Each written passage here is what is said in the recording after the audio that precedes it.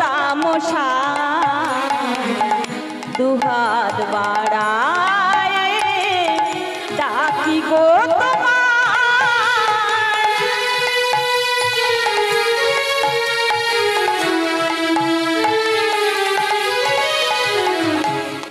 অন্ধকারের ঘন তামসা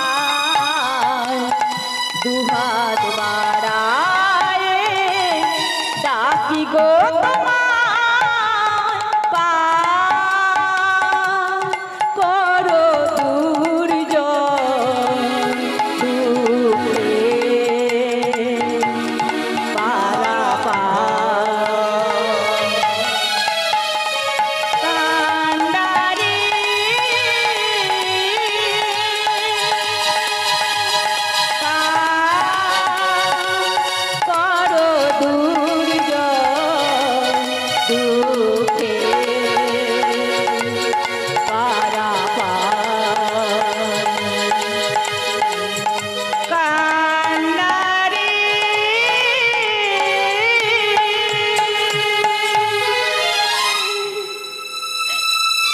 মধু অনেক কষ্টে এপার থেকে ওপারে গিয়ে অকণ্ঠ জলে দাঁড়িয়ে ভাবছে, বলছে, ঠাকুর হে আমার কি হলো ঠাকুর, আমি পিতাকে গিয়ে কি জবাব দেব, কি বলবো?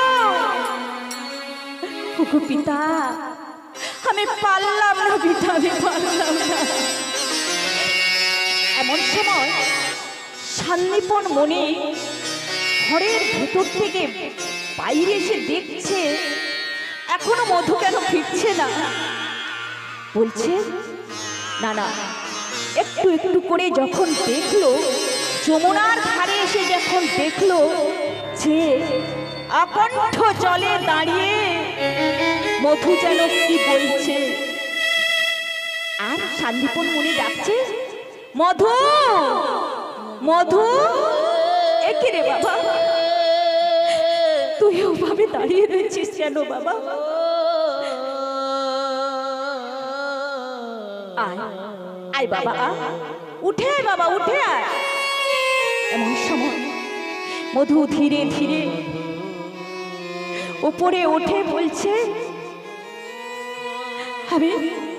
আমি পারলাম না পিতা, আমি পারলাম না তোমার অতিথি সেবা দিতে, আমি পারলাম না। কেন রে মধু, কি হয়েছে বল? দে মধু দে, আমায় ভিক্ষান্নগুলি দে মধু।